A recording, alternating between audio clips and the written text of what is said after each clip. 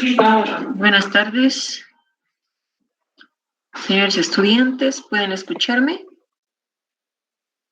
Buenas tardes, doctora. ¿Se le escucha?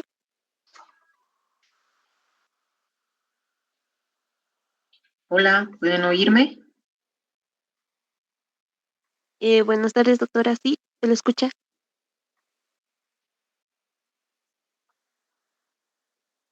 A ver, una vocecita para poder graduar el audio. Se escucha, doctora. Buenas tardes, doctora. Se ve y se escucha. Hola, hola.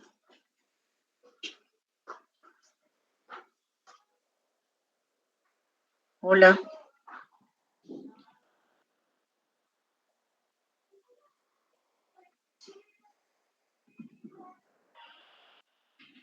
A ver, voy a empezar a llamar lista. Sí, no les escucho prácticamente nada, por eso es que preguntaba, voy a llamar lista. ¿Pueden oírme? Amaru, Quispe, Edelina. Amaru, Quispe, Adelina, ¿está? Falta. Aruquipa, Lima, Cadence. Falta. Doctora, Asturizaga. Edelina. Edelina.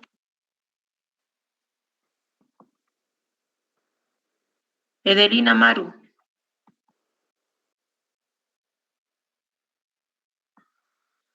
No responde. Falta. Asturizaga Cadena.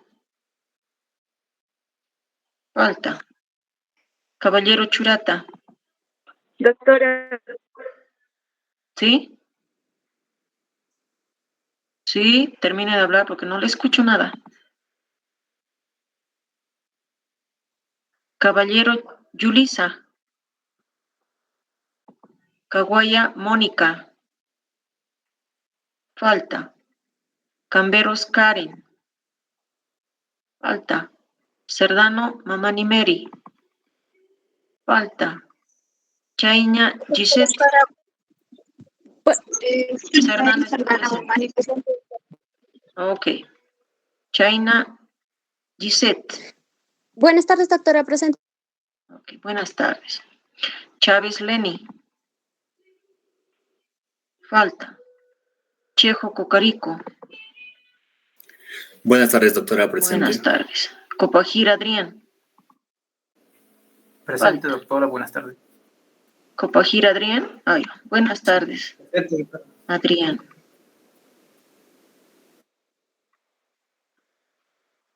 Lorena no está.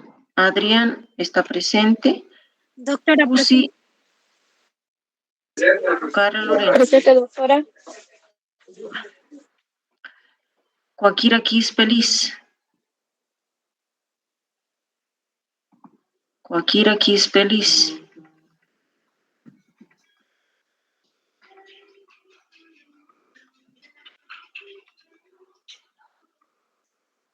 Falta. Cusi Bijan. Presente, doctora. Encinas Franklin.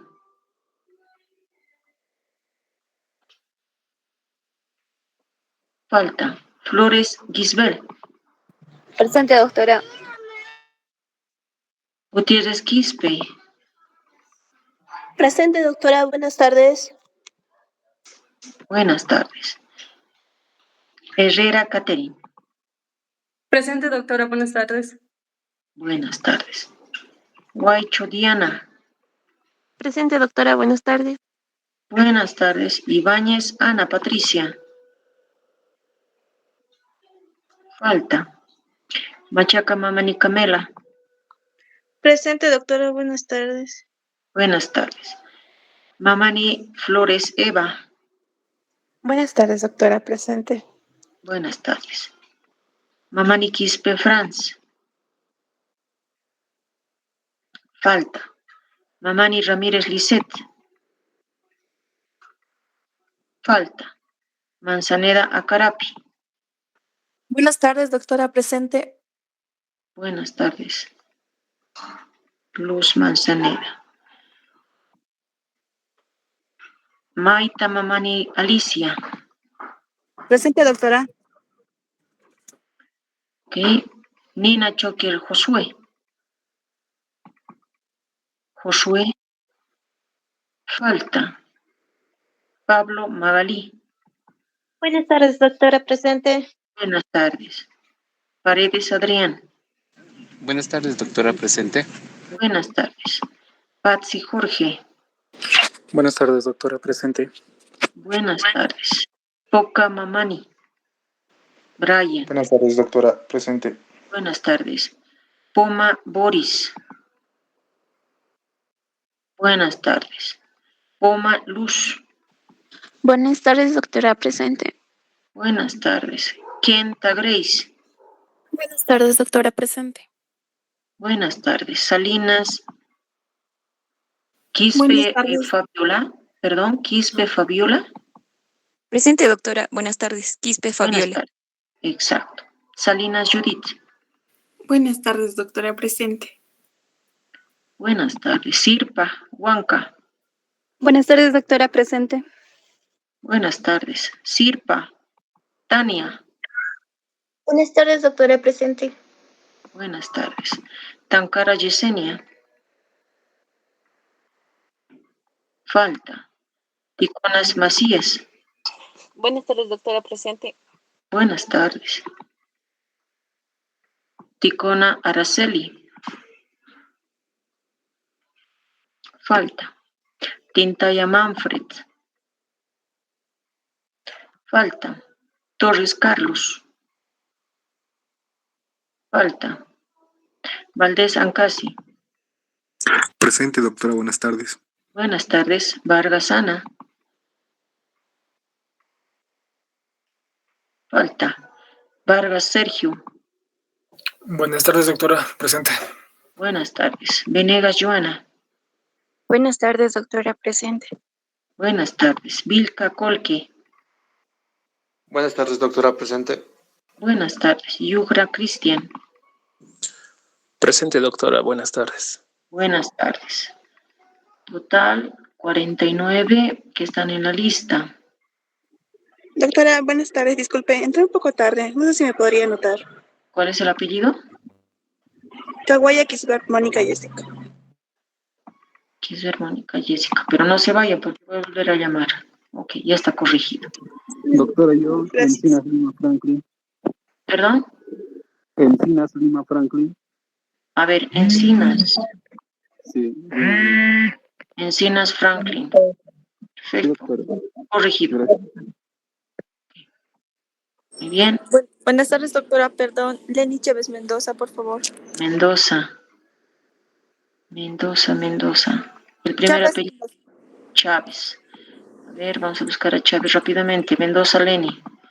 Corregido. Presente. ¿Quién más? Gracias. Doctora, Choque Huanca, Carla Lorena, por favor. Carla Lorena Choque. Sí, doctora. Choque Huanca está presente. Gracias. ¿De qué? Doctora, buenas tardes.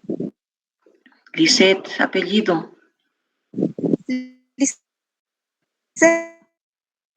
No se escucha, Lisette. Diana, por favor, doctora. No se puede escuchar. A ver, otra vez, Lisette, ¿cuál es el apellido?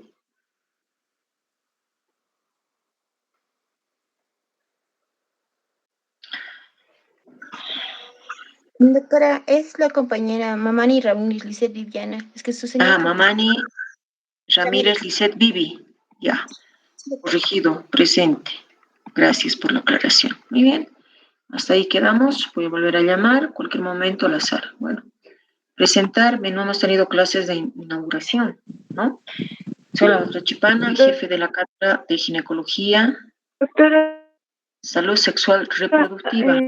Ya, le voy a solicitar por favor, Doctora, ¿me escucha? pueda silenciar a los que están presentes, si no, no vamos a terminar la clase. Posteriormente, hace su solicitud de rectificación, por favor. Entonces le decía que no teníamos la clase inaugural. Espero que el día martes hayan empezado con la primera clase de manera virtual, el día de ayer también, y hoy sería la tercera clase. ¿No es cierto? Si es que no hubo, me hacen saber, por favor, a través de su representante, ¿ya?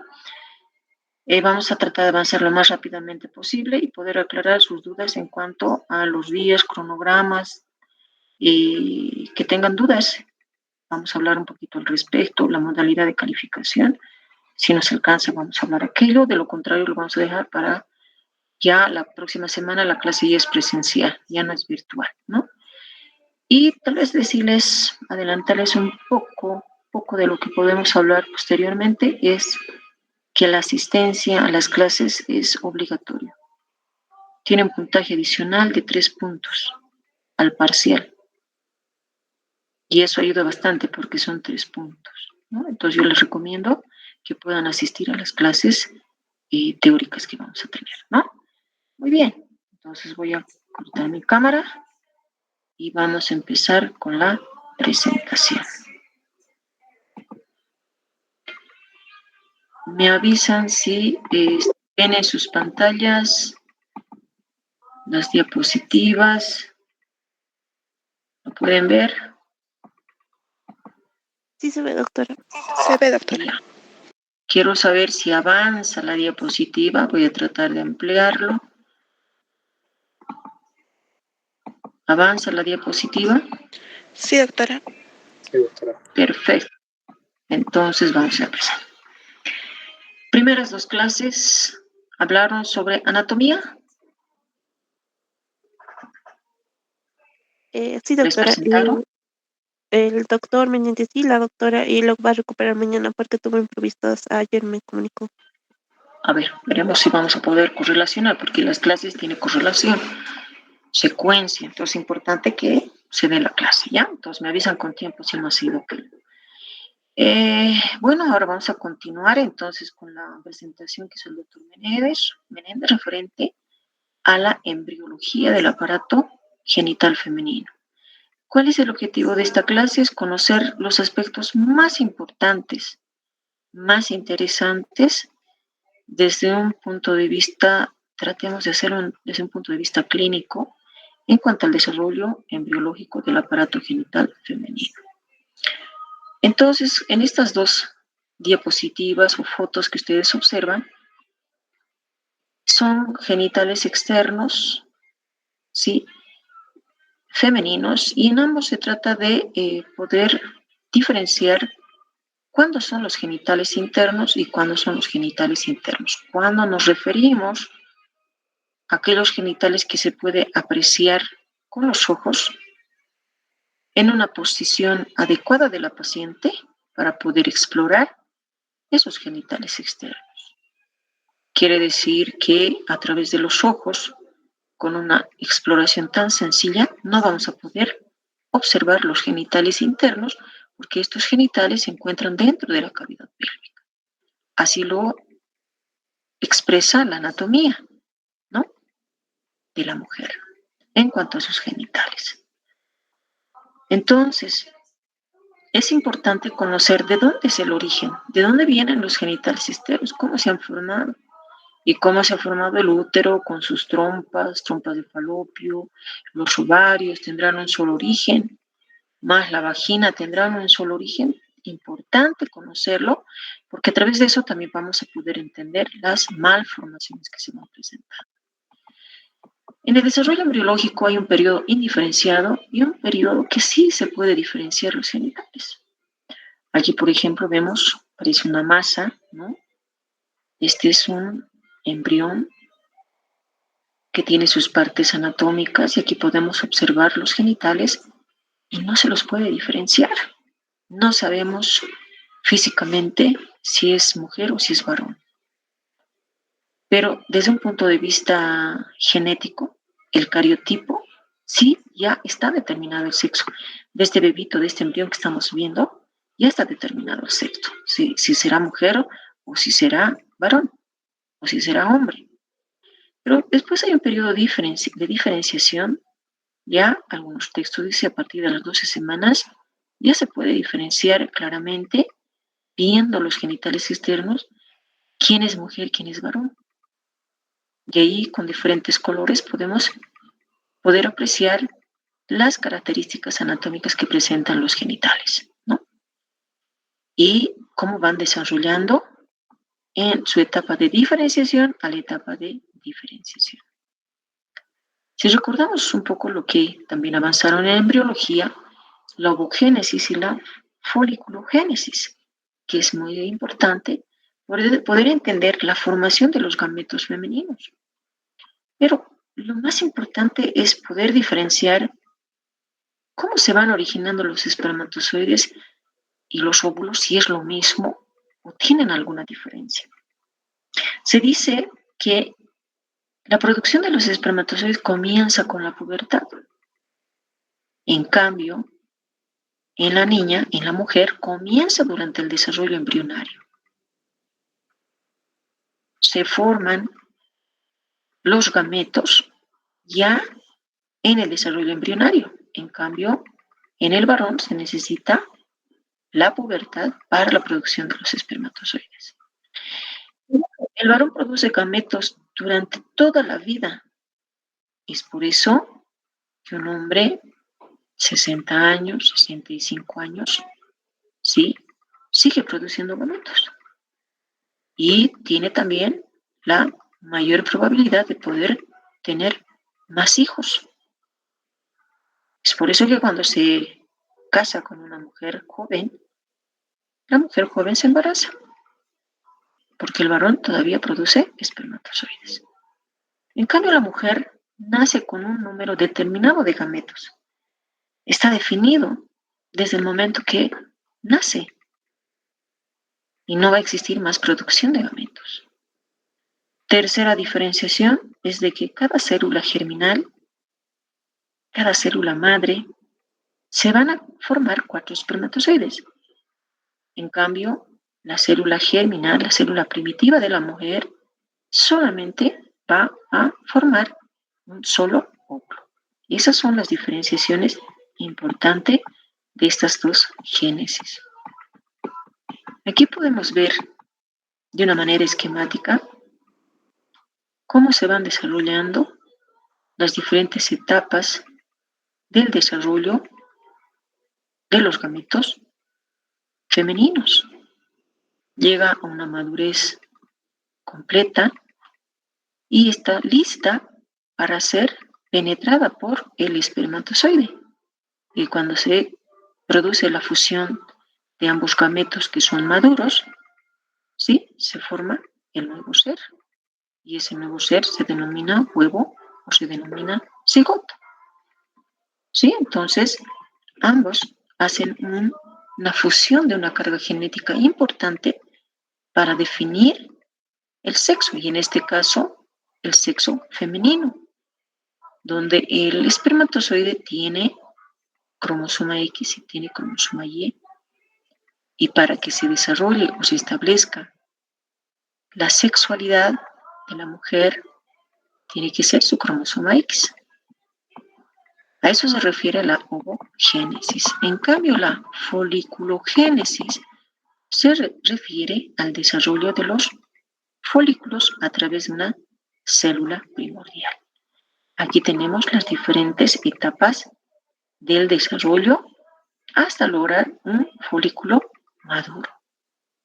Aquí, en sus primeros inicios, tenemos un folículo primordial. Ahí está la célula germinal. El folículo va creciendo. Hay un folículo primario por sus características histológicas, las diferentes partes histológicas que lo van a conformar. Hay un folículo secundario que tiene un antro folicular, y ese antro folicular se llena de líquido folicular. Y cuando llega a la madurez completa, ese ovocito, ese gameto, se va situando en uno de los polos del folículo. ¿Para qué? Para que sea expulsado hacia la cavidad pélvica. Entonces, estas capas del folículo se rompen. Y al romperse, como un cascarón, libera el óvulo maduro. ¿Sí? Y tiene una serie de enzimas que le ayudan para subsistir, para caer en la cavidad pélvica y antes de que caiga al fondo del saco de Douglas, imagino que ya han recordado anatomía con el doctor Menéndez, antes de que caiga ahí tan abajo, ¿no? Es captado por las fimbrias de la trompa de falopio. Lo atrae como un imán y llega hacia la trompa de falopio, donde le está esperando el espermatozoide para fusionarse. Aquí, por ejemplo, con un microscopio de alta resolución, se puede observar cómo el ovocito maduro es expulsado, ¿sí?, del folículo maduro, es expulsado hacia la cavidad pelviana. Y antes de que se caiga, es atraído por las fimbrias de la trompa de falopio. ¿Sí? Y todo está en función a receptores, enzimas, para lograr la fecundación. Entonces, en la embriogénesis se inicia a través de la fecundación. Ahí en esa etapa ya está determinado el sexo del embrión. Ya se sabe si va a ser mujer o si va a ser varón.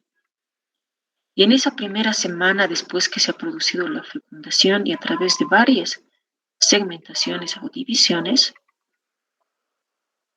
se va desarrollando lo que es la mórula, donde la mórula nos dice que va a tener 16 células. Pero cuando esta mórula forma en su interior una cavidad, ya no se denomina mórula, se denomina blastocisto, con todas sus características histológicas, ¿no?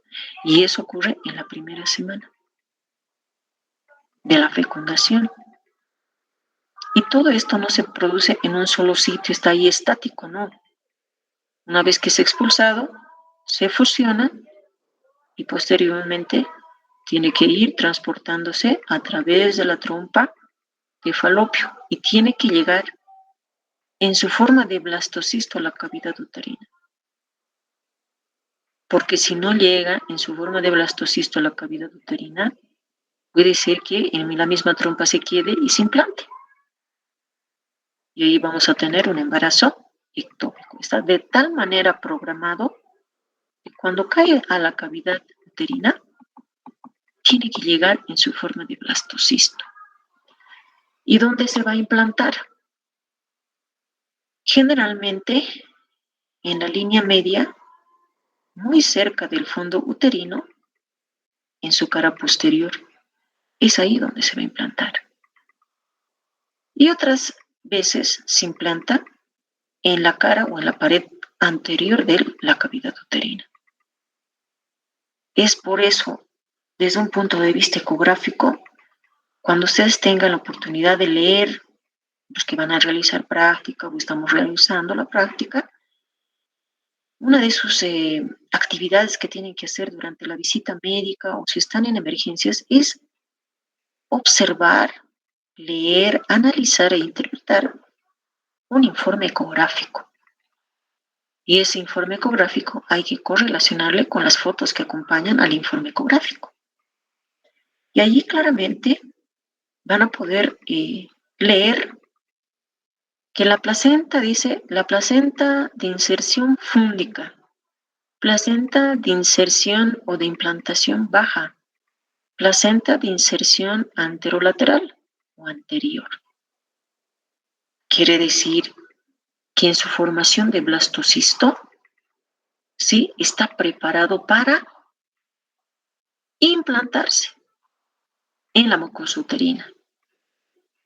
Y cuando decimos con su mayor frecuencia, ¿no?, se implanta en la línea media, cara posterior, región fúndica del cuerpo uterino, entonces a eso se debe que en el reporte ecográfico nos va a reportar inserción fúndica. Nos está diciendo que está en el fondo. ¿Sí? Porque el blastocisto se va a insertar o se va a implantar a través de su precursor de la placenta.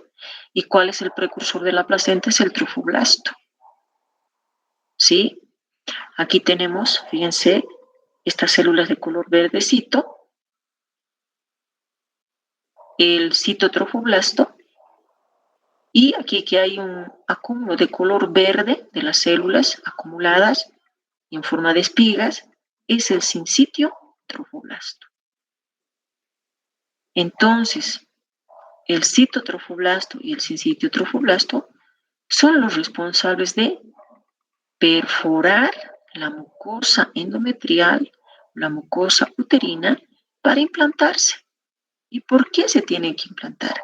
Uno, para que no se caiga el embrión, no esté ahí suelto como una pelota de ping-pong. Tiene que estar adherido a la mucosa uterina. ¿Y por qué tiene que estar adherido? Porque tiene que nutrirse. Necesita nutrientes. Y esos nutrientes es a través de la madre, a través de sus vasos sanguíneos. Entonces, el trofoblasto, uno de sus segmentos, actúa como un perforador o una perforadora que va perforando la mucosa uterina por esa actividad histolítica que tiene el trofoblasto. Al perforarlo, deja que la parte del trofoblasto llegue a un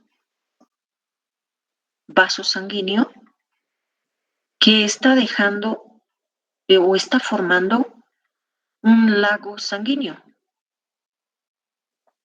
Y ese lago sanguíneo llega en contacto con el trofoblasto, que es como una esponjita, y va a empezar a succionar, si vale el término, a absorber ese lago sanguíneo materno.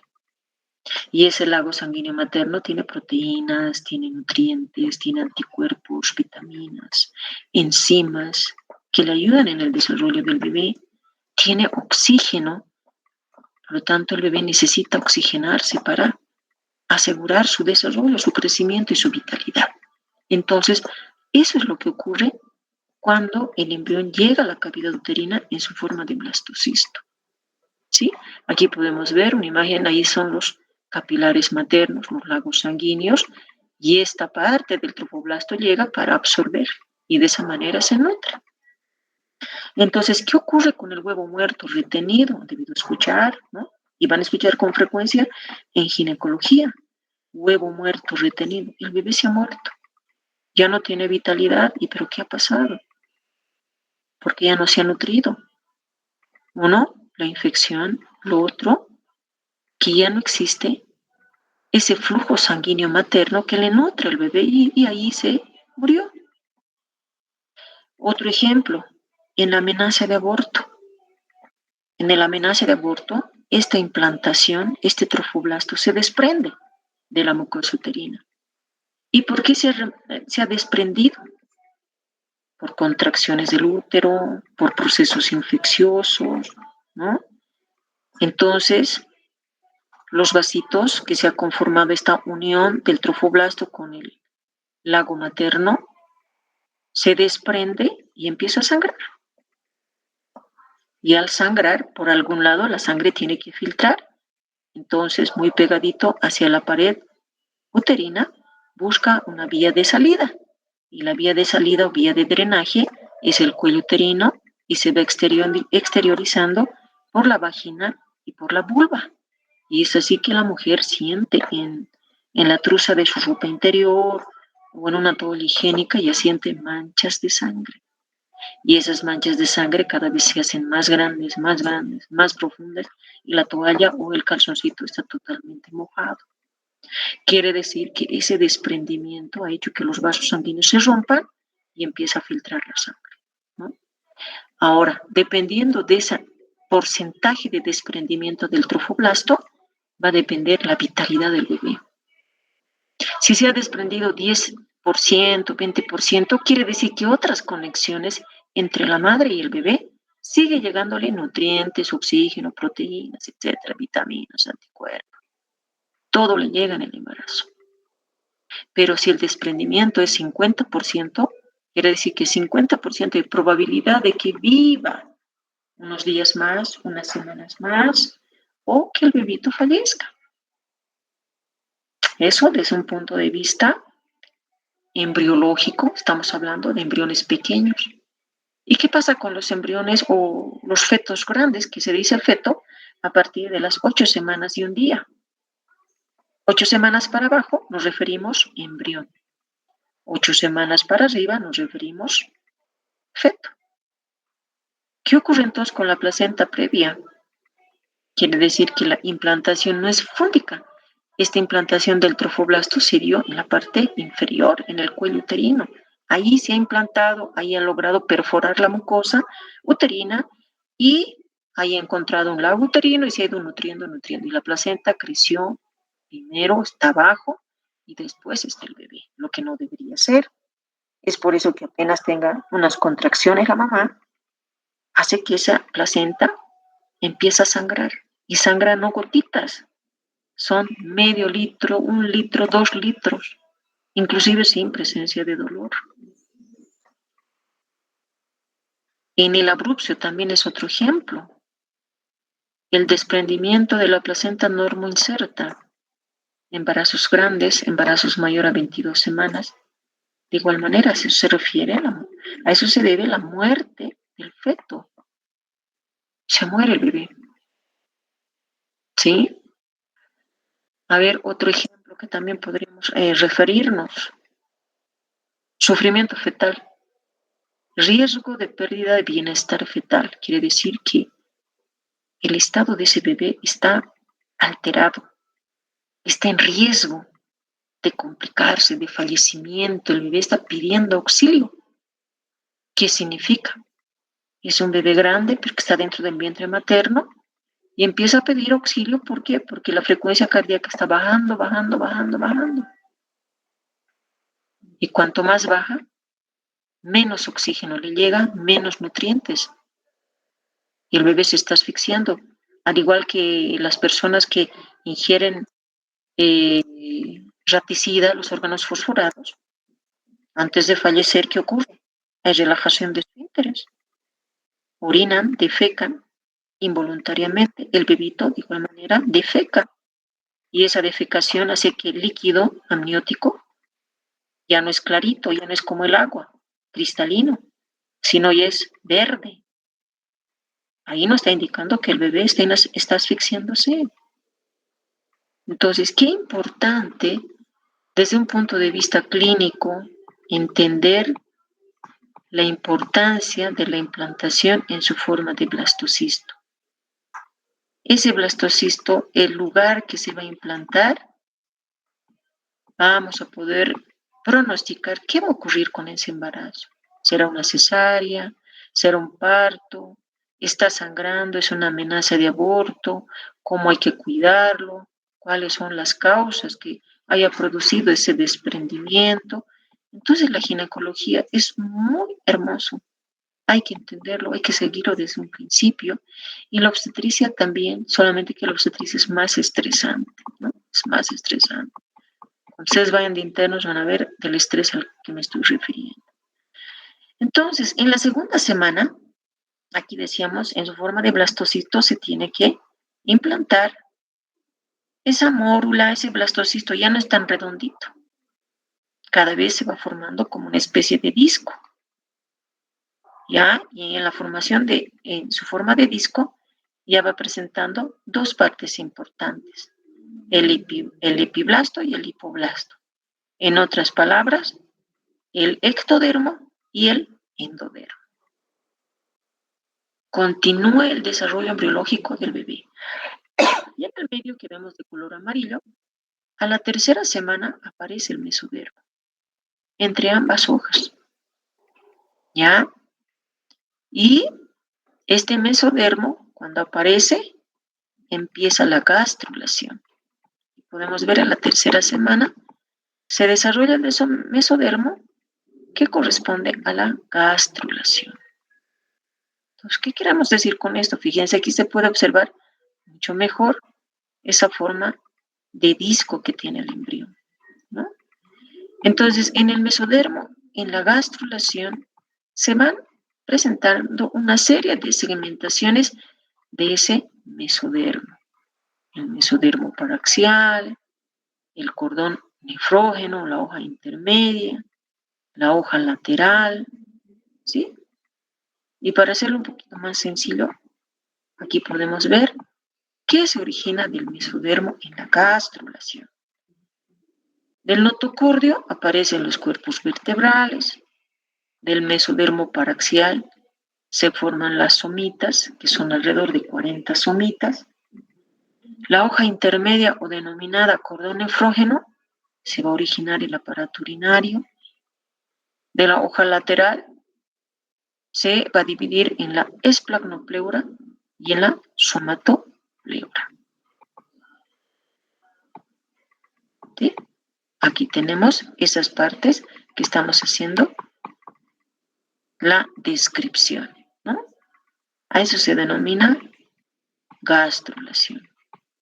Ahí tenemos. Y que también ocurre en la tercera semana. En el polo más caudal de este embrión, de este disco embrionario, ¿ya? Aparece un divertículo. Y ese divertículo se denomina alantoides. Y ese alantoides empieza la unión o la fusión o la continuidad con el cordón umbilical. Y el cordón umbilical está en contacto con el trofoblasto, que a medida que va madurando el trofoblasto se denomina placenta, ¿no? O tejido placentario. En la cuarta semana, ¿por qué se caracteriza en el desarrollo embriológico? Se refiere al desarrollo del intestino. El intestino, a finales de la tercera semana, se encuentra cerrado. En sus extremos está cerrado por la membrana bucofaringea y la membrana cloacal, ¿ya? Fíjense, está cerrado. Pero posteriormente se va abriendo hasta la 9ª semana. Y eso también es importante conocerlo, que si le pedimos en el control prenatal una ecografía obstétrica, queremos saber la edad gestacional, cómo se está desarrollando el bebé, el grado de maduración de la placenta, etcétera, su peso, etcétera. Y de pronto nos reporta polidriamios, ¿no? Nos está indicando que hay bastante líquido amniótico, por demás. Y entonces preguntarse, ¿pero por qué tiene tanto líquido el bebé? El bebito en el vientre materno, en su desarrollo, empieza a deglutir el líquido amniótico.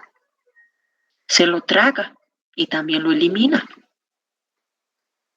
Pero cuando el líquido amniótico es abundante, hay que sospechar que hay alguna malformación a nivel del aparato digestivo.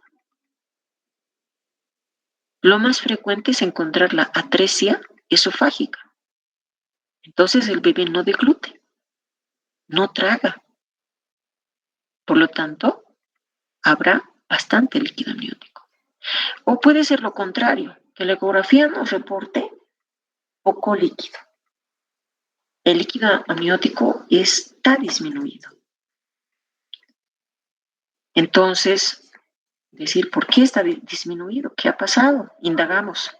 Señora mamá, ¿ha notado en algún momento que ha eliminado líquido por la vagina? Y la mamá dice, no he notado, no, estoy sequita. Vemos su ropa interior, está seca, ¿no? Porque tenemos que ser muy observadores cuando realizamos la exploración. Y de pronto observamos que está seco y pensamos, ¿qué ha ocurrido? ¿Qué partes del feto o la madre, quién produce el líquido amniótico? Gran parte del líquido amniótico proviene del bebé, de sus riñoncitos. Entonces, si no ha habido ruptura de membranas, por los cuales ha permitido que elimine el líquido amniótico, si se descarta esa probabilidad, entonces el riñón está fallando. El riñón no está eliminando orina. ¿Y por qué no está eliminando orina?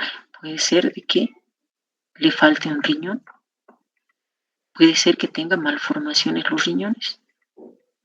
Es así que hacer la correlación, lo que encontramos en un reporte ecográfico, para ver cómo se está desarrollando morfológicamente el bebé y cómo se desarrollan sus órganos, lo podemos correlacionar con nuestros conocimientos en embriología y entender qué es lo que está pasando. Para ver la morfología del bebé, si los órganos, el intestino, los pulmones, en parte el corazón, los riñones, es pedir una ecografía estructurada del bebé. No es una ecografía obstétrica. La ecografía obstétrica nos va a decir cuántas semanas de edad tiene el bebé, el grado de maduración, tal vez nos va a indicar en una ecografía convencional el sexo del bebé, cómo están los genitales, femenino, masculino, nos va a indicar el líquido amniótico, si se mueve el bebé o no tiene movimientos respiratorios, etc., ¿no? Pero en una ecografía estructurada ya se ve todos los órganos que tiene el bebé, todas las partes anatómicas para decir si se está desarrollando adecuadamente o no. Si no hay líquido, si se ha roto la bolsa, si fuera el otro ejemplo, ¿qué va a ocurrir? Los pulmones no van a desarrollar del bebé, porque el bebé dentro del vientre tiene que moverse, tiene que estar libre, como si fuera en una piscina, ¿no? Tiene que moverse para que todas sus extremidades, su cuerpo se desarrolle armónicamente. Pero si no hay líquido, está en contacto con una masa muscular que es el útero, que le va comprimiendo porque es un músculo, que le va comprimiendo porque tiene tono. Entonces, ahí, comprimido, puede moverse muy poco y no va a desarrollar adecuadamente. Un ratito, por favor. ¿Aló? Andreina. Hola. Sí, Andreina. Hola, Andreina. Estoy en clases, ¿puede mandarme un audio?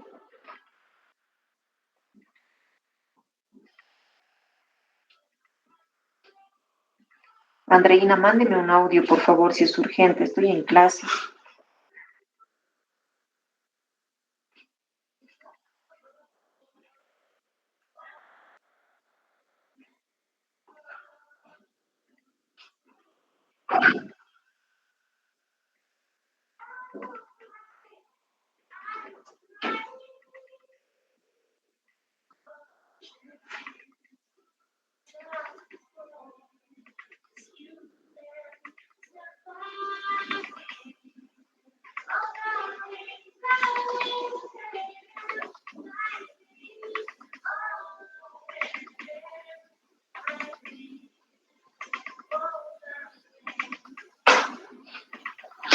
Bueno, van a disculpar por favor por la interrupción.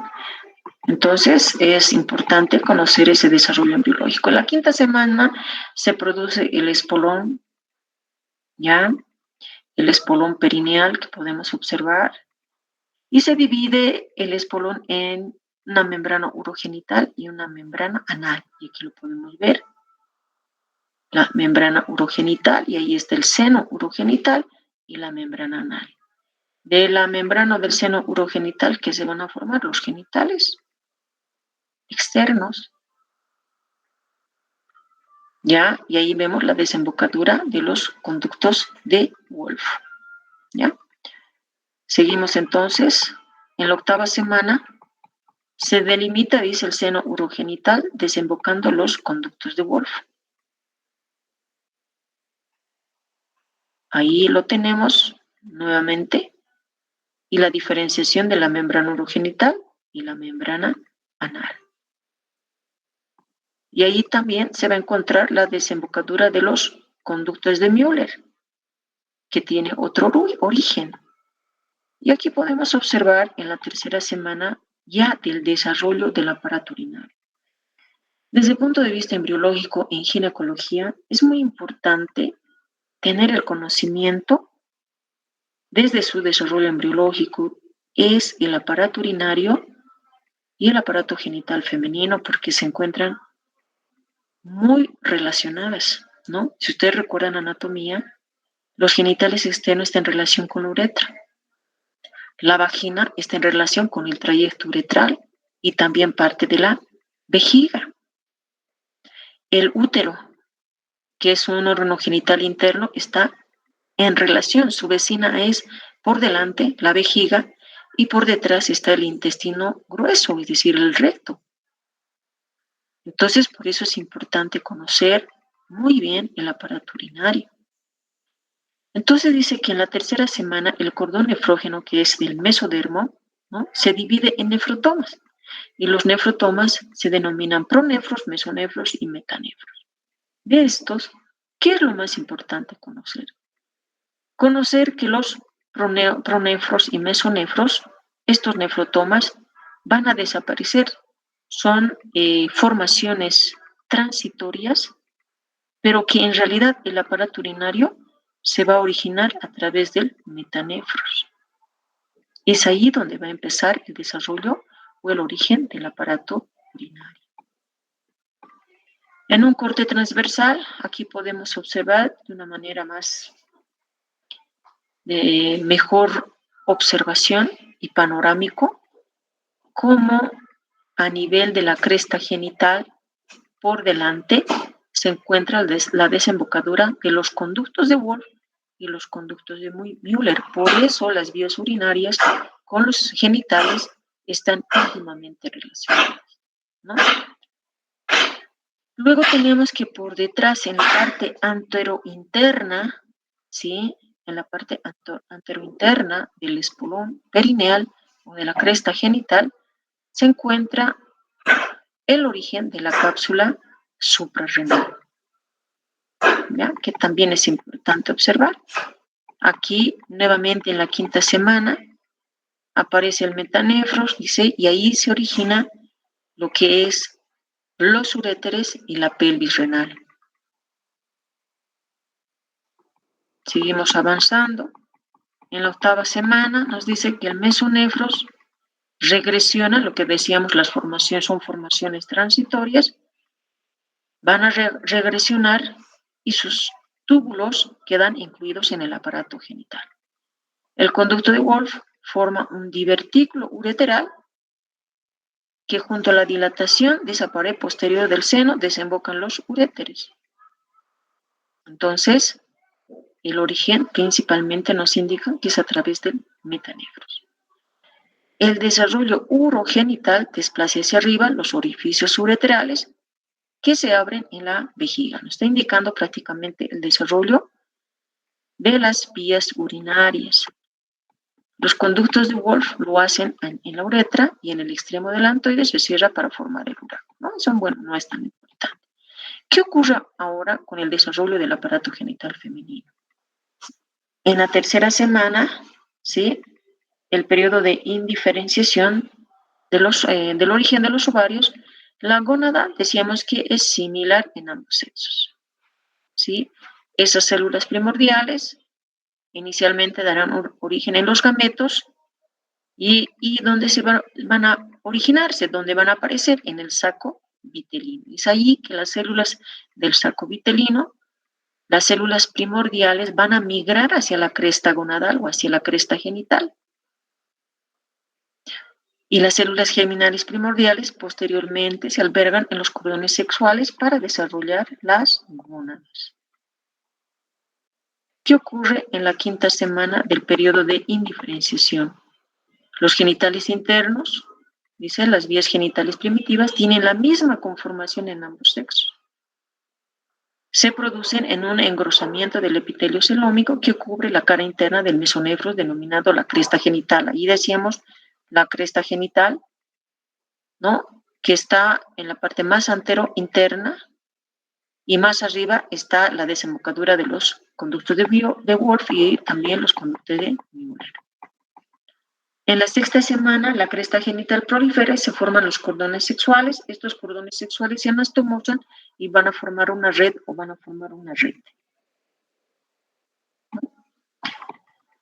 En la sexta semana, dice, al final se establece una conexión urogenital entre los tubos mesonéfricos y la red, y los conductos de Müller se desarrollan de la invaginación del epitelio celómico que se encuentra en la cresta gonadal. Aquí podemos observar en este dibujo, ¿no? Aquí cómo es el origen de las vías urinarias, estamos viendo aquí, y el conducto de Müller, y este es el conducto de Wolff o mesonéfrico de Wolff. El conducto de Müller pasa por delante de los mesonefros o del conducto de Wolff y va a ir hacia el seno urogenital. Se acoda para posteriormente fusionarle, este es el derecho, digamos, para fusionarse con el conducto de Müller del lado izquierdo, ambas se fusionan y terminan en una prominencia o en un tubérculo que se denomina el tubérculo de Müller o el tubérculo paramesonéfrico, ¿no? Y ahí se va a formar un tabique, porque ambos se van a unir, se van a adosar y van a formar un tabique. Ese tabique, a medida que continúa el desarrollo, desaparece y se forma la cavidad uterina. Entonces, en conclusión, podemos decir que los conductos de Müller que se desarrollan en el epitelio celómico de la cresta genital van a dar origen al cuerpo uterino, darán origen al cuello uterino, a las trompas de falopio. Justamente cuando estas dos se van a fusionar. Y la vagina tiene un doble origen. Este dibujito que representa la vagina, esta porcioncita que se inserta, anatomía, se inserta en el cuello uterino, tiene su origen del conducto de Müller.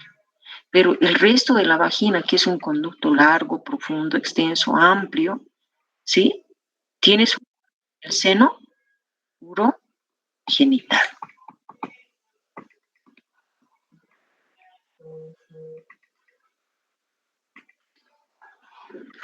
Un minutito, por favor.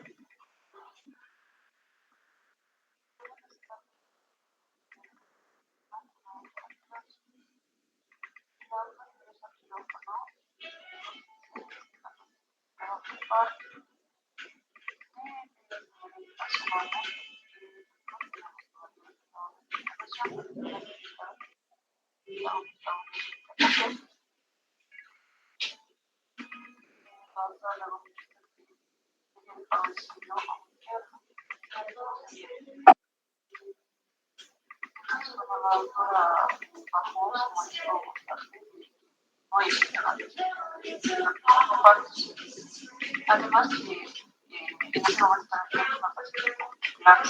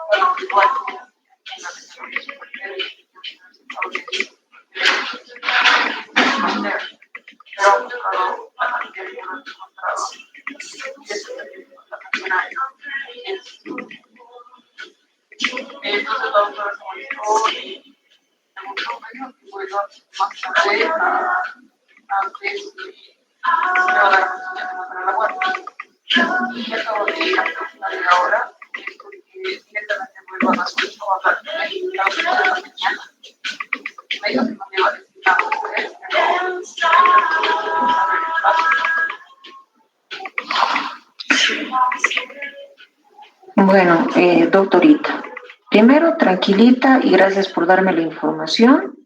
Usted tranquila. La doctora puede decir lo que le venga en gana decirle en su mal humor. Lo único que usted tiene que hacer, ingrese a la sesión académica, es decir, vaya al pase, vaya a hacer sus trabajitos, tenga algunas tareas académicas, póngase a realizar, no se preocupe, váyase a su habitación posteriormente, pero no debe salir del hospital. El día de mañana se presenta a las 8 de la mañana. Y otra cosa, doctora, cuando lo ubique, cuando le llame, cuando le necesite, usted dígale que ya me ha informado y que yo le he ordenado a usted que se encuentra en sesión académica. Y manténgase en sesión académica, doctorita. Y tranquila. Por otro lado, me pasa una nota no importa el manuscrito o a computadora, me hace llegar la carta para que posteriormente yo con ese conocimiento ya vamos a poder aquello subsanar. Usted tranquila, no se preocupe. Usted ha cumplido su función, ¿de acuerdo? Así que tranquila, le vuelvo a reiterar, esté tranquilita, y si la ve, le dice que yo tengo conocimiento del incidente que han tenido hoy día. ¿Ya? Tranquilo, entre en sesión, más bien aproveche a estudiar y a hacer sus tareitas. Buenas tardes. Bueno, van a disculpar. Seguimos con la explicación. Entonces, aquí vamos a hablar con referencia a los genitales externos en su etapa indiferenciada y tiene su origen a nivel de la cloaca y la membrana cloacal. Aquí podemos ver la cloaca y la membrana cloacal y se van formando dos compartimientos, el urogenital y el anal o el rectal. Aquí podemos observar que se forman unos pliegues en su etapa indiferenciada, los genitales externos van formando unos pliegues, los pliegues cloacal, y tenemos también los rodetes genitales, ¿no? Y en la parte más superior o proximal, formando un tubérculo o una prominencia, es el tubérculo genital. Esto es la etapa indiferenciada o los órganos precursores de lo que va a conformar la vulva o los genitales externos. Entonces, en la etapa diferenciada podemos observar en esta diapositiva que los ovarios, ¿sí?, su origen a través de las gónadas van a evolucionar, van a desarrollarse y se van a transformar en ovarios. Y el epitelio celómico que decíamos de la cresta genital, ese se va a convertir en un revestimiento del ovario. ¿Qué quiere decir? Que el ovario no le cubre peritoneo. El útero tiene el peritoneo visceral, que es la serosa, que también han visto en anatomía, imagino que han visto, o el denominado también perimetrio, tiene su peritoneo visceral, los intestinos tienen su peritoneo visceral, la trompa tiene su peritoneo visceral, pero los ovarios no tienen peritoneo visceral, solamente tiene, sí, directamente la corteza y la parte medular. Y esa corteza está representada por su origen en el epitelio celómico. ¿Sí? Es por eso que tiene esa propiedad bonita de poder formar los folículos y poder expulsar fácilmente. La naturaleza es tan sabia que el organismo está programado de tal manera que no exista obstáculos. Las malformaciones, las alteraciones infecciosas, las malformaciones anatómicas que existen, esas son las que van a dificultar para un ciclo menstrual normal, para que se produzca la ovulación, para que se produzca la fertilidad, etc., ¿no? Entonces es muy importante conocerlo. ¿Qué también podemos decir de los ovarios? Dice que en los cordones sexuales se observan las ovogonias que están rodeadas de las células foliculares, las que van a formar los folículos, ¿no? Y dentro está el líquido folicular que tiene enzimas nutrientes, que es muy importante para el ovocito que se está desarrollando, que está madurando. Entonces se van formando tantos ovocitos que al 5.º mes de gestación de la madre con un bebé femenino se tiene alrededor de 7 millones de ovocitos primarios, que es totalmente diferente del desarrollo de los espermatozoides cuando se encuentra en la etapa de la pubertad el varón. En cambio decíamos que estos ya se van desarrollando, ya tienen, y se forman alrededor de 7 millones de ovocitos.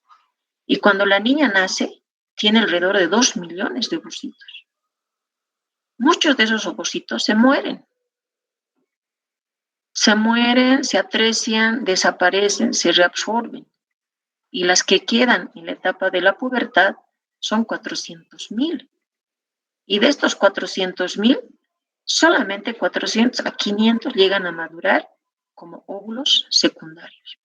Y los óvulos secundarios tienen esta característica importante: un ovocito secundario y un primer corpúsculo polar. También otros textos nos dicen que no nace con 2 millones, sino nace con 1 millón. Lo más importante de todo esto que son una cantidad, pero extremadamente inmenso, con los ovocitos que nace la niña y que estos van eliminándose de una manera espontánea. Cada vez es menos y llega la pubertad, también se va reduciendo y muchos no van a llegar, una gran mayoría no va a llegar a la maduración completa. Ahora, también es importante conocer que en cada ciclo menstrual no significa que va a haber siempre ovulación. Va a haber ciclos donde no va a haber ovulación. Entonces, cuando la mujer joven tiene relaciones sexuales y no ha habido embarazo, entonces cree que hay un poder subliminal que hace que no se embarace, que ella tiene la capacidad mental de poder decir, no va a haber embarazo. Y sin embargo, es de que no siempre un ciclo menstrual nos está indicando de que hay ovulación. No, puede ser que no haya ovulación y que haya coincidido que esos días que tuvo relaciones sexuales no estaba ovulando. Entonces, al tener este conocimiento insuficiente, hace de que tenga los riesgos de tener relaciones sin protección, no utiliza un método de anticoncepción y resulta que después hay un embarazo no planeado, un embarazo que no se esperaba. ¿Ya? Entonces, eso es lo que ocurre. ¿Qué más podemos decir? A ver, esto es el inicio de pubertad. Bueno, esto ya estamos repitiendo. Las vías genitales, entonces, tiene su origen de los conductos de Müller que se fusionan por debajo del ligamento inguinal, ascienden y se convierten en conductos útero y vagina. Aquí podemos observar cómo el tabique interno que está dado por la fusión de ambos de conductos de Müller se va reabsorbiendo, forma la cavidad uterina, eso es una cavidad endometrial virtual, ¿no? Y aquí podemos ver, según los colores, el origen, todo lo que es anaranjadito café, es el origen de los conductos de Müller, es decir, que va a abarcar hasta el tercio superior de la vagina. La vagina, desde un punto de vista anatómico, se divide en 3 tercios. El tercio superior, origen mülleriano. Y los que están de color amarillo, inclusive el himen, su origen es del seno urogenital. ¿De acuerdo? Entonces, seguimos. En el cuarto y quinto mes del periodo de diferenciación dice que al cuarto mes se organiza la capa vascular del útero. Entonces, se van formando los vasos sanguíneos. Debieron ver también en anatomía. Esa prensa muscular que se forma una especie de una red, porque hay fibras musculares longitudinales, circulares, que se entrecruzan, y en esos espacios que ha resultado de ese entrecruzamiento se encuentran vasos sanguíneos muy, pero muy gruesos, de grueso calibre, cuando hay embarazo. Más o menos el grosor de nuestro dedo es así los vasos sanguíneos. Es por eso que durante el posparto, en la etapa del alumbramiento, esos vasos sanguíneos pueden sangrar, pero en un momento la paciente puede fallecer, perder 1, 2, 3 litros, si no controlamos, haciendo que esos vasos sanguíneos se colapsen. ¿Y cómo vamos a lograr que se colapsen? Realizando masaje uterino y la utilización de la oxitocina. Entonces, muy importante tomarlo en cuenta.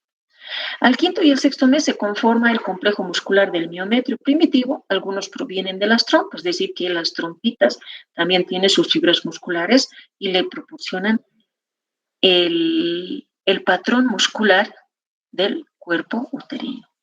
Para la conformación del músculo del cervix también provienen de la vagina. Quiere decir entonces que el cuello uterino, sus fibras musculares provienen del cuerpo uterino, pero también de la vagina. Las trompas tienen su origen en los conductos de Müller, que bueno, ya lo habíamos dicho anteriormente, ¿no? ¿Y qué pasa con los ligamentos, no? También han visto eso en anatomía, que el útero no está ahí libre como una pelota de ping-pong. la posición ABF, RBF, posición indiferente, ¿no? Si el útero estuviera como una pelota de ping-pong, tendríamos dolores menstruales. Las relaciones coitales serían muy dolorosos. Nosotros al subir y al bajar gradas sentiríamos bastante dolor, o podríamos palpar o ver cómo el útero va protruyendo, saliéndose de la vagina. Y eso no lo vemos gracias a los ligamentos que lo sostienen. El órgano de la mujer está perfectamente diseñado para estar en esa posición, el tamaño, y etcétera, etcétera. Entonces, los ligamentos tienen su origen a través del ligamento diafragmático, que convierte en ligamento suspensorio del ovario o infundíbulo pélvico. ¿Dónde está ese ligamento suspensorio del ovario? Tenemos aquí, fíjense, este es el útero, aquí está la trompa de falopio y aquí está el ovario. Y aquí el ovario, de igual manera, no está suelto ahí como un huevo. Ahí está sostenido a través de ligas, de ligamentos, ¿sí?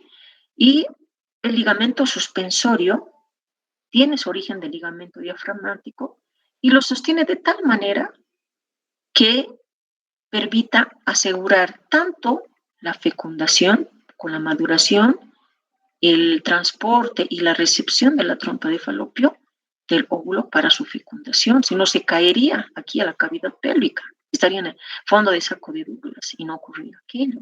Por otra parte, no solamente está sostenido por una liga, y aquí tenemos otra liga que es el ligamento del ovario, sino que aquí, ¿recuerdan? Hay esto, como una cortinita, esto es el ligamento ancho. El ligamento ancho también le da como una especie de macetero, una especie de sostén para que ahí repose el ovario, y es otro ligamento que se denomina el mesoovario. Entonces es muy importante conocerlo. Ahora, por otro lado, este ligamento suspensorio, denominado también infundíbulo pélvico, aquí hay vasos sanguíneos muy importantes que si no hacemos una buena ligadura, en el sentido de que tengamos que extirpar el ovario, quitarle un quiste, si no hacemos una buena ligadura, va a sangrar, pero bastante. Entonces, ¿cuál es la función de ustedes cuando ingresan a un ambiente quirúrgico, participan de un equipo quirúrgico? Es poder ayudar perfectamente. Por eso se denomina ayudante 1 y el ayudante 2. Y el interno generalmente es el ayudante 2. Y es quien tiene que vigilar y conocer perfectamente la anatomía, conocer estos ligamentos y decir, este es el infundíbulo pélvico, cuidado, que no se ha hecho una buena ligadura, observar cuando ha hecho el cirujano la ligadura, observar si va a sangrar o no va a sangrar, porque esto tiene vasos sanguíneos importantes denominados infundíbulo pélvico. Entonces, el ayudante, para poder ayudar, entre comillas, tiene que conocer bien anatomía, tiene que reconocer las partes anatómicas que se está observando y tiene que saber su función como segundo ayudante. Separar, secar, visualizar y estar callado. ¿Cuándo hablar? Cuando observamos que hay un sangrado y no se está dando cuenta el cirujano ni el primer ayudante, ¿no? Y otra característica que también tiene que tener el segundo ayudante es ser resiliente. No es discutir, no es desmotivarse, sino es motivar. Es ser una luz. Es el que da la tranquilidad, porque es en el segundo ayudante donde nos descargamos. Si no seca bien, si no se para bien, es con él con quien nos descargamos. ¿Ve? Bueno, eso es la realidad. El ligamento inguinal se transforma en ligamento uterovárico y ligamento redondo. ¿Dónde está el ligamento uterovárico y el ligamento redondo? Por ejemplo, mira, aquí está el ligamento redondo. Y útero ovárico, ¿qué quiere decir? Entre el útero y entre el ovario. Ahí está el ligamento útero-ovárico, o el ligamento propio del útero. Y fíjense, el ligamento redondo es como dos pilares. Lo primero que se ve en anatomía cuando participamos de una laparotomía exploratoria, buscamos dónde es el útero y ahí vemos el ligamento redondo. Es como los puentes de América, los puentes que están en la 6 de agosto, ¿no es cierto?, en la Capitán Ravelo. Entonces, son gruesos y esos permiten dar el sostén, porque estos van a ir hacia adelante, van a pasar el conducto inguinal y van a terminar insertándose en los labios mayores de los genitales externos. Entonces, es un pilar tan importante que le da sostén y le da la posición adecuada al útero. Esa posición en anteroverso flexión. A ver qué también tenemos. Ya la hora se nos está yendo. El cuello uterino, en el 7º mes de su desarrollo, presenta 2 epitelios, el endocervix y el exocervix. Endocervix dentro del cuello uterino, exocervix fuera del cuello uterino. ¿Por qué es importante conocerlo? Tiene 2 epitelios importantes, diferentes, que es ahí donde se desarrolla el cáncer de cuello uterino, cuando este epitelio es invadido por el papilomavirus. ¿Sí? Entonces, cuando lo invade, las células ya no tienen un desarrollo armónico. Es decir, este es un epitelio cilíndrico columnar, este es un epitelio poliestratificado, tiene sus diferencias histológicas que lo van a ver con el doctor Menéndez. Entonces, esa transformación que se produce a ese nivel aprovecha el virus del papiloma humano. Los oncogénicos especialmente lo aprovechan, ingresan a la carga genética, lo desordenan, lo transforman y se producen las displasias y posteriormente el cáncer de cuello uterino. Entonces es importancia conocer que existen 2 epitelios en el cuello uterino. Los genitales externos. Aquí el tubérculo genital va a formar, ¿no? Parece el falo del pene, entonces va a formar el clítoris. Los pliegues cloacales, decíamos, se van a formar los labios menores.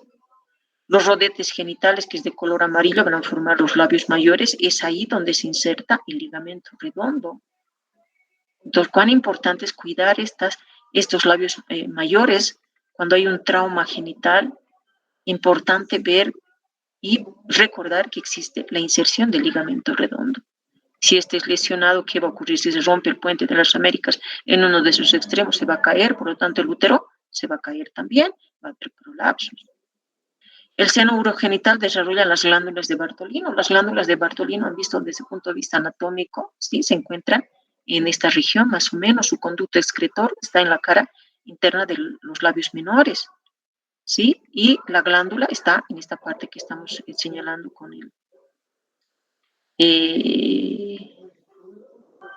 el señalizador. Ya se me fue el nombre, ahí las glándulas de Bartolino. Y las glándulas de Skene se encuentran a los laditos del orificio uretral. Es muy importante conocer estas estructuras. ¿Por qué? Porque si ven un trauma genital, ¿qué van a hacer? Están en provincia, tienen que hacer el drenaje del hematoma si hay, tienen que hacer la reparación, o si han atendido un parto y el parto ha producido desgarros vulvares y tienen que reparar, y si no hacen, y si no recuerdan dónde están los orificios excretores de la glándula de Skene, de la glándula de Bartolino, ¿qué va a ocurrir? Con el tiempo se va a formar quistes, porque ese contenido de moco que tienen ambas glándulas va a ir formando quistes porque no hay por dónde drenar. Y si hay un proceso infeccioso, ha invadido, lo ha obstruido por la inflamación, los microbios, ¿qué va a ocurrir? Ese líquido transparente, viscoso, tiene nutrientes, tiene enzimas, tiene glucosa, fructuosa. Y los gérmenes se van a alimentar y van a defecar lo que es la pus. Y se van a formar los abscesos. Entonces, es muy importante este conocimiento. Anatomía es un pilar fundamental, al igual que la histología, la embriología, para entender, en ese caso, las malformaciones congénitas. Y aquí están las conclusiones en síntesis de todo lo que hemos hablado, con lo más importante del desarrollo embriológico. De las mamas, ¿sí? Aparecen la línea mamaria primitiva, y posteriormente regresiona, nos dice aquí en la 7ª semana, luego aparecen los brotes mamarios primitivos. En esta línea primitiva aparecen, fíjense hasta dónde había sido la línea primitiva, ¿qué quiere decir? Que pezoncitos o glándulas mamarias pueden desarrollar en toda la línea primitiva, hasta la región inguinal. Es por eso que frecuentemente cuando ustedes revisen a una mujer, van a encontrar un pezoncito por aquí, otro pezoncito por aquí. A eso nos referimos pezones supernumerarios. Pero a mí me ha tocado encontrar en una mujer glándula supernumeraria, es decir, no solamente pezón, sino una glándula aquí, en la región axilar. ¿Por qué? Porque ahí ya nos damos cuenta que la línea primitiva llega hasta ahí. Entonces hay que hacer una buena exploración. De pronto viene una mujer joven, dice, me duele la axila, siento dolor, no es frecuente, es cada mes. ¿no? Entonces, o cada mes antes de mi periodo siento dolor. Entonces buscamos y podemos encontrar una glándula mamaria. Y esto es más evidente cuando la mujer ya está embarazada, ya se encuentra en la etapa de la lactancia. Entonces, ustedes saben que la mama sigue desarrollando durante la etapa puerperal. Se va formando la leche para asegurar la nutrición del bebé. Entonces, esa glándula que estaba primitiva, rudimentaria en la región axilar, esa también empieza a desarrollar, crecer, pero los conductos están cerrados, no hay por dónde expulsar, entonces produce una mastitis y hay que hacer la extirpación de esa glándula mamaria, ¿no? Entonces, muy importante conocer y eso nos permite a nosotros hacer una buena exploración semiológica, teniendo presente esa línea mamaria primitiva, ¿no? Y así se van formando los pezoncitos, los conductos galactóforos, la areola, el pezoncito, todos tienen un sistema canalicular de conductos, ¿ya? Y estos acinos, las células mamarias, van secretando primero calostro, posteriormente leche, para que se puedan ser expulsados a través del pezón.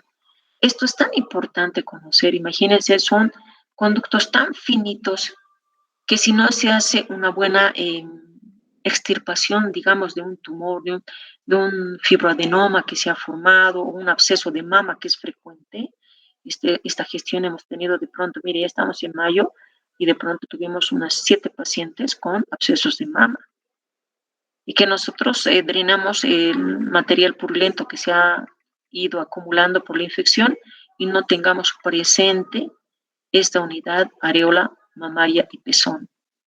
Sí, estos conductitos lo obstruimos, se forman abscesos residuales, fibrosis, va a haber dolor crónico por muchos años, ¿no? Entonces hay que tener en cuenta. Entonces, aquí con respecto a las malformaciones congénitas es importante conocer este desarrollo, primero normal y luego anormal, para entender qué es lo que está pasando, dónde está el problema, ¿no? Y dónde tenemos que referir, más que una malformación, la fusión membranosa o la conglutinación de los labios a nivel de la vulva, eso es lo más frecuente que se observa.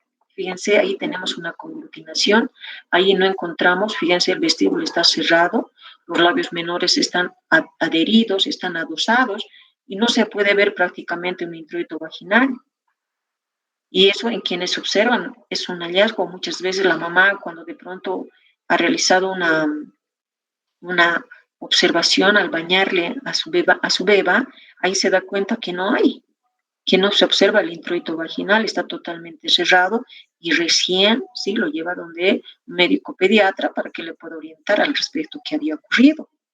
Entonces nosotros en ustedes en su formación y en su pasantía en el internado es importante revisar que los genitales externos estén conformados adecuadamente y se encuentran estas características así cerradas, entonces se trata de una conglutinación de labios. ¿Y cuál es el tratamiento? Es un tratamiento médico. El tratamiento médico es en base a estrógenos en crema que se va aplicando, ¿ya? Porque los estrógenos van a permitir que los genitales sigan desarrollándose.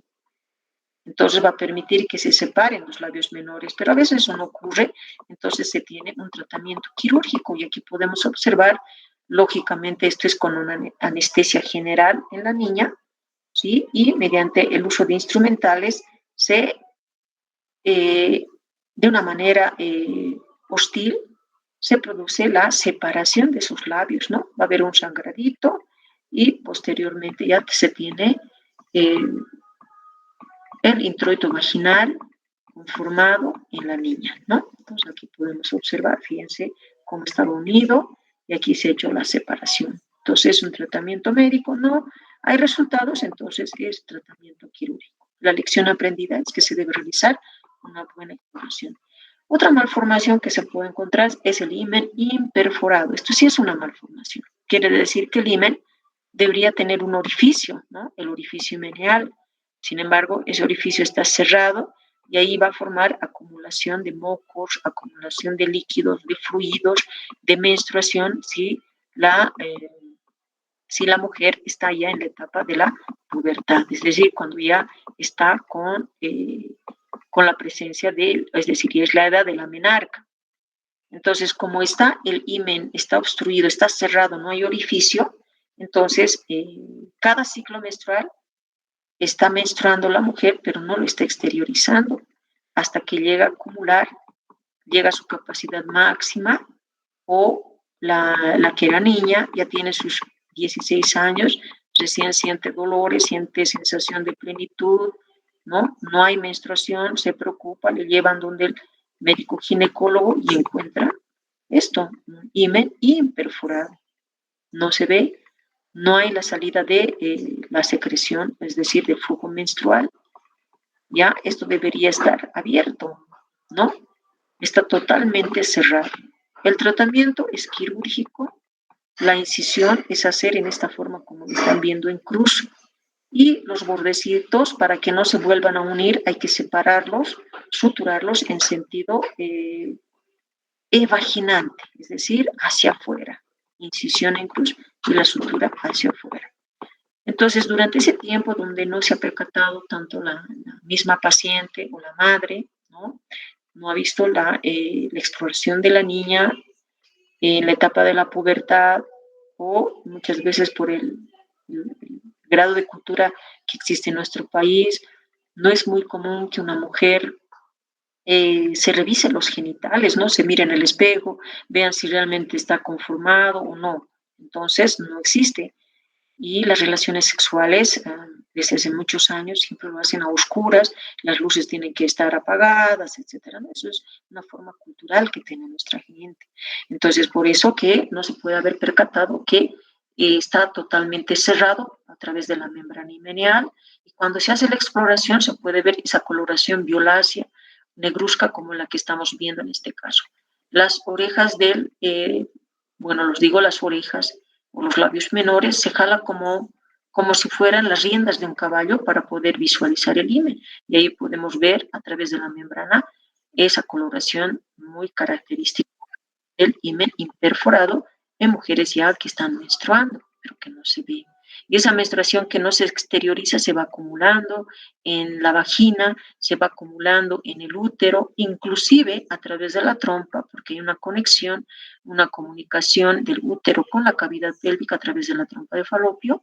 Entonces, el flujo menstrual también puede ser, puede expulsarse hacia el fondo de saco de Douglas, y al llegar produce irritación, y esa irritación causa dolor menstrual. También puede producir otro tipo de sintomatología.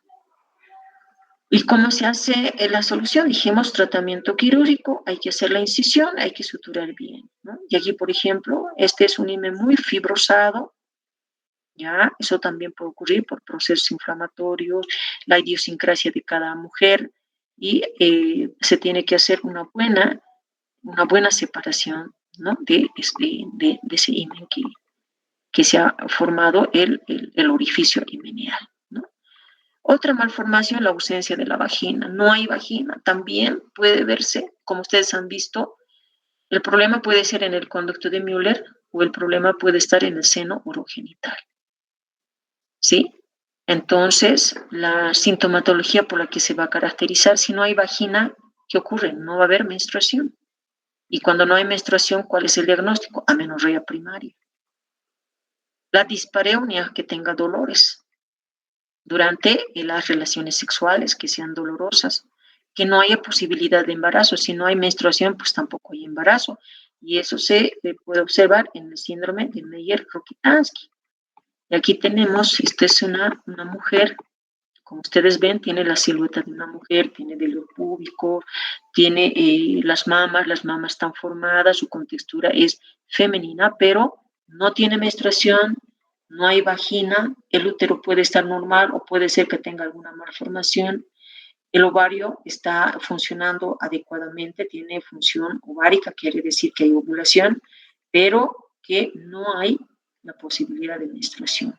Los caracteres sexuales secundarios están desarrollados adecuadamente, pero también por esa relación muy íntima que existe con las vías urinarias, con el riñón, entonces también hay que sospechar de que existan anomalías, malformaciones renales, y en el Rokitansky también se caracteriza por anomalías esqueléticas. Su cariotipo es 46XX, ¿no? Tabiques vaginales transversales. Aquí, por ejemplo, podemos observar, vamos a avanzar un poquito más, los tabiques vaginales longitudinales, los completos, incompletos, transversales, etc. Este es un tabique vaginal. Esto generalmente es un hallazgo en el momento del parto, que quiere decir que la mujer puede embarazarse normal, puede tener relaciones sexuales, porque por aquí de la vagina puede fluir la menstruación normal. Entonces, al realizar la penetración, el hombre, la pareja, la penetración en la vagina, puede encontrar cierta dificultad, pero posteriormente hay espacios por donde realiza la relación coital. Entonces se eyacula el semen, se produce la fecundación y hay embarazo, ¿no? Se produce el embarazo. Y cuando ya está con dolor de parto, ¿no? Si el médico general no hace una exploración, prefiere no hacer un examen ginecológico, solamente quiere medir la altura uterina, quiere escuchar al bebé, quiere pedir una ecografía, pero los genitales es un lugar donde no quiere explorar, tiene temor, tiene inseguridad, porque en su formación no ha desarrollado la competencia de poder examinar, hacer una exploración ginecológica, porque si lo supiera hubiera encontrado un tabique y hubiera indicado a la paciente que tiene tal estructura, tiene una anomalía y que lo va a referir para que se pueda programar una cesárea o se va a intentar un parto, pero requiere que un especialista pueda continuar con el control prenatal. Entonces, eso es muy importante, pero si no realiza, no se va a dar cuenta, ni siquiera si no le hace ni un Papá Nicolau, entonces no va a encontrar este tabique. Entonces llegan al hospital y en el hospital vemos, ¿no? Justamente el bebé quiere nacer, ya vemos la cabecita del bebé y nos encontramos con esta estructura. ¿Qué hacemos en ese momento? Lo seccionamos, ya, lo seccionamos, lo cortamos, lo ligamos y se produce el parto, ¿no? Pero si la dilatación no ha completado, si el bebé no ha descendido todavía, entonces hay tiempo para entrar a quirófano, ingresamos a quirófano, hacemos la cesárea y el tabique en un segundo tiempo se realiza el tratamiento quirúrgico, ¿no? Posteriormente, no es inmediato. Pero repito, si ya está el bebé queriendo nacer, se ve la cabeza, entonces hay que cortarla, ¿no? Y eso se puede en los tabiques longitudinales. La sintomatología es como aquí dice, es asintomático, a veces hay dispareunia, es decir, que el hombre se encuentra con esta estructura anatómica, entonces eso dificulta. Sin embargo, se embaraza normal, ¿ya? Y el diagnóstico es durante el trabajo de parto o cuando el médico es muy observador y tiene alta potencialidad en cuanto a su competencia de realizar un examen ginecológico. El examen ginecológico no es exclusivo del ginecólogo o del obstetra, sino también el estudiante, el médico general, el interno, tienen toda la libertad de poder realizar, porque dentro de la etapa de formación pregrado tiene ese derecho de poder desarrollar un buen aprendizaje, una buena formación, y en el ejercicio profesional destacarse como un profesional con alta competitividad, entonces tiene que realizar un examen ginecológico. Luego tenemos las malformaciones uterinas, ¿sí? Su cariotipo es normal, es menos frecuente, pero existe un porcentaje de un 25% que es significativo, donde existen problemas de fertilidad, ¿ya? Aquí podemos observar en los dibujos las distintas malformaciones que se pueden presentar. Tenemos dos úteros, tenemos dos cuellos uterinos, puede haber dos vaginas, ¿no? Un útero de características o de tamaño normal y otro podemos encontrar un vestigio del útero, ¿no? Y así vamos observando las diferentes malformaciones, las diferentes denominaciones que se les dio, útero didelfo, el útero arcuato, bicorne, septado, etcétera, etcétera. Son distintas malformaciones que se pueden presentar. También de una manera esquemática podemos observar cómo se pueden observar estos úteros por una alteración. En este caso, no es el seno urogenital, es el conducto de Müller, que no se ha producido una buena fusión del conducto de Müller y ese tabique tampoco se ha producido la reabsorción, entonces forma dos úteros, ¿no? Y también hay dos cuellos uterinos, o puede haber también un cuello uterino, como podemos observar, y que tenga dos cavidades uterinas que están separadas por un tabique que no se ha absorbido completamente, ¿no? Es un tabique de forma parcial que existe ahí. Aquí seguimos viendo en diferentes formas, dibujos, esquemas para no olvidarnos que existe. Muchas veces también son hallazgos durante una cesárea, de pronto ahí encontramos que había otro útero, hacemos la exploración y vemos que el bebé se formó en uno de los úteros y el otro estaba libre. O también nos ha tocado hacer en abortos incompletos que llegaban con sangrado, le introducimos un instrumento metálico que se denomina especulo y encontramos ahí dos cuellos y de pronto pedimos en ecografía, encontramos dos úteros, etcétera, etcétera. La sintomatología es esto importante, que tomarlo en cuenta. Hay antecedentes perinatales, se va a producir partos prematuros, abortos, dolores menstruales, va a haber trastornos de la menstruación. A veces pasa inadvertido y de pronto es un hallazgo que se encuentra en un examen ginecológico ecográfico, en una cesárea, cuando queremos realizar un legrado uterino y ahí nos encontramos con hallazgos, ¿no? Exámenes que ayudan para poder diagnosticarlo, la histerosalpingografía, la ecografía ginecológica, la laparoscopía, ¿sí? Aquí podemos observar en ecografías convencionales, por ejemplo, aquí está el útero, este es el fondo, esta es la cavidad uterina, el endometrio, ¿no? Y aquí está el cuello, esta es una ecografía transvaginal donde no se observa la vejiga. Cuando es una ecografía transvaginal no tiene que haber vejiga, tiene que ser vejiga vacía y se ve clarito, pero cuando es una ecografía transabdominal tiene que verse la vejiga, la silueta de la vejiga con orina llena, porque a través de eso se puede ver bien las imágenes, porque si no hay una vejiga llena todo se ve borroso, ¿no? Pero en este caso, si ustedes hacen un poco de abstracción, imaginación, se puede ver aquí claramente el útero, un útero normal, y aquí podemos observar, este es un corte longitudinal, es un corte transversal, y aquí podemos observar un útero, y aquí también hay otro útero, ¿no? Y en su interior, aquí tenemos un saco gestacional. Aquí hay un embarazo, y aquí no hay un embarazo, ¿no? Luego, aquí también podemos observar un útero Didelf, por ejemplo, este es el endometrio, de un gris, una ecogenicidad de gris claro, ¿no? Fíjense, en ambos lados nos da la imagen de lo que corresponde a un útero didelfo, aquí también un útero bicorne, entonces tienen estas imágenes interesantes para poder complementar esta clase con respecto al conocimiento del desarrollo embriológico y las malformaciones uterinas. Aquí podemos observar dos úteros, aquí se está formando el embrión y aquí no hay, ¿no? Pero hay una reacción residual que es propio desde un punto de vista histológico cuando hay embarazo. Aquí tenemos el saco gestacional, aquí tenemos el trofoblasto, ¿se acuerdan que hablamos de la implantación, que es importante, donde el trofoblasto, que es el precursor de la placenta, se va implantando en la cavidad uterina, y allí está el embrión, y aquí está su saco vitelino, ¿no? Entonces, ahí podemos deducir que tiene dos úteros, ¿no? Y ahí está en una laparoscopía, y aquí tenemos ya la pieza operatoria con las características de una malformación uterina. ¿Por qué involuciona el conducto de Müller? ¿Qué pasa con el conducto de Müller? Si la mujer, es decir, la persona es mujer, se tienen que desarrollar los órganos genitales femeninos, pero si es varón, el conducto de Müller tiene que involucionar, tiene que desaparecer, porque esto es propio de la mujer. Entonces, ¿por qué involuciona? Dice que en el brazo del cromosoma X existe un gen, el gen es el SRY. Este gen que codifica una proteína que induce la diferenciación de las células de Sertoli. Entonces dice, aquí tiene que haber células de Sertoli y las células de Leydig.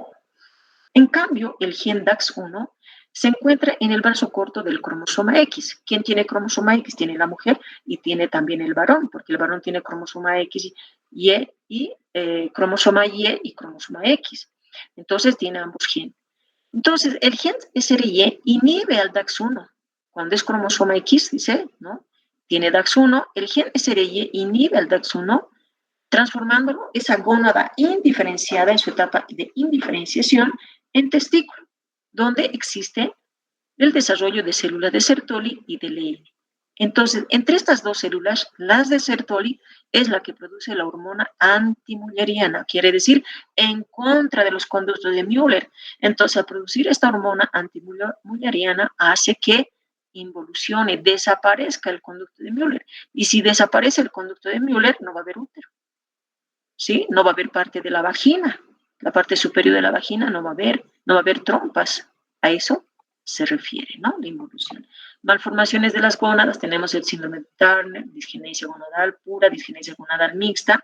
Ahí el problema de la malformación es a nivel de las gónadas. ¿Y qué son las gónadas? Son los ovarios, ¿no? Aquí podemos ver un síndrome de Turner. Fíjense cómo es la contextura. Son niñas al nacer. El examen físico tienen estatura corta, tienen terígenes, lo vamos a ver en el recién nacido. La inserción baja de los pabellones, fíjense el cúbito valgus que presenta, y el examen ginecológico, los genitales no están desarrollados adecuadamente, hay un infantilismo de los genitales que no están desarrollándose adecuadamente para la edad. El estudio genético es cariotipo 45X, o mosaicismo o cromatina sexual negativa. En la laparoscopía, al estudiar los genitales internos, podemos observar ahí el desarrollo tardío de los genitales internos. El tratamiento es hormonal. Entonces, en otras palabras, es mujer, y son sus características. El síndrome de Turner, un recién nacido, por ejemplo, ¿no? En las niñas podemos observar ahí el cuello grueso que tiene, el pliegue del cuello es grueso, el terigen que tienen los ojitos, fíjense. También las manitos, los piecitos los encuentran hinchaditos. Fíjense el cuello tan grueso, ¿no? Los pliegues del cuello que se forman en el síndrome de Turner es muy característico en la morfología que presenta este tipo de alteración gonadal, ¿no? Bueno, ¿qué más tenemos? El disgenesia gonadal pura. En este caso podemos observar, fíjense, es prácticamente los genitales externos están desarrollados, ahí se puede observar. Es mujer, sí, tiene trompas, tiene estrías gonadales, dice, tiene el útero, pero hay un infantilismo en los caracteres o en el aparato genital que presenta. Generalmente la pubertad es tardía, porque lógicamente cuando no hay un desarrollo adecuado, es un desarrollo tardío de los genitales, de las gónadas, lógicamente que no va a haber menstruación, ¿ya? Y la pubertad es tardía, los caracteres sexuales se van a desarrollar en forma tardía. Entonces, hay un desarrollo anormal de las gónadas, ¿no? Tratamiento, reemplazo hormonal. La disgenesia gonadal mixta, de igual manera, ahí podemos observar que los genitales externos son variables, es decir, hay tejido testicular inmaduro, vamos a encontrar, el cariotipo es variable, fíjense cómo se van formando, esto es los labios menores, ¿no? Y aquí podemos encontrar el clítoris, que parece ser un pene, ¿no es cierto? Podemos encontrar el aspecto que tiene el aspecto de un escroto, pero si ustedes ven, ¿sí? Es una persona que puede estar en la calle, lo podemos observar, sus caracteres sexuales secundarios femeninos se ha desarrollado adecuadamente, pero cuando se hace una exploración ginecológica y vamos a encontrar alteraciones. Entonces, es muy importante que a la niña desde pequeña, desde el nacimiento, pueda realizar la valoración el pediatra, posteriormente el médico general, tiene que ver siempre con la autorización de los padres, poder hacer la exploración. Puede existir cuando ya está en una edad avanzada, recién no hay menstruación, no hay embarazo, o cuando necesita o tiene ya una pareja, llegado el momento de la intimidad, se dan cuenta que los genitales no son los que adecuadamente deberían haberse formado. En el hermafroditismo verdadero se van a encontrar ambos órganos reproductores, tanto femeninos como también masculinos, ¿no? En el hermafroditismo 46XX, por ejemplo, en este caso podemos ver este trastorno de las gónadas. Los genitales externos son masculinos, aquí está perfectamente formado el escroto, y esto sería lo que correspondería al pene, ¿no es cierto? Entonces, por otro lado, ese es el anterior es el hermafroditismo 46XX, este es el 46XY, donde los genitales femeninos son ambiguos, ¿no? No están perfectamente desarrollados, pero quedan como esto, es decir, es un pene chiquito o es un clítoris, y aquí se tiene lo que correspondería a ser la vulva, ¿no? Tienen un genotipo masculino, XY, es por eso que los genitales femeninos externos se han desarrollado de una manera ambigua. Y aquí tenemos también un hermafroditismo verdadero gonadal, ¿sí? Que tiene ambos tejidos tanto várico como también testicular. Estamos hablando que el trastorno es a nivel de la gónada. Y fíjese cómo se han formado aquí, se han formado los labios mayores, con la presencia de folículos pilosos, ¿no? Lo que lleva a una anatomía, que están los labios menores atróficos, hay un introito, hay un vestíbulo, hay aquí la presencia de moco, hay glándulas de Bartolino y aquí tenemos el clítoris y fíjense el prepucio bastante hipertrófico, grande, ¿no? Esas son las características. Bueno, es con referente entonces al desarrollo embriológico. Espero que les haya gustado, espero que lo hayan comprendido. Son 38 participantes, voy a ver mi lista si están los 38 y pues les agradezco su presencia, su asistencia y espero que les haya servido muchísimo y poderlo demostrar a medida que vayan desarrollando las prácticas y correlacionándolo con los siguientes temas que se van a ir presentando. Entonces, a partir de la próxima semana ya tendremos una clase más presencial y por otro lado solicito a su representante pueda conformar el grupo de ginecología del segundo trimestre para poder compartir las diapositivas, compartir el cronograma de actividades parciales que vamos a tener. ¿Ya? Muchísimas gracias, gracias por su atención, pues nos vemos la siguiente semana. Tengan un buen fin de semana todos ustedes. Muchas gracias. Doctora, buenas tardes. Sí, Karen. Doctora, mil disculpas que le interrumpa, doctora. No sé si me ha escuchado, doctora, no tenía buena señal. Camberos, ¿no? Vamos a ver. Sí, doctora. Camberos Mercado, Karen Cecilia. Ya está corregido, presente. ¿Ya? Muchas gracias, doctora. Hasta luego, que les vaya bien. Hasta luego, doctora. Hasta luego.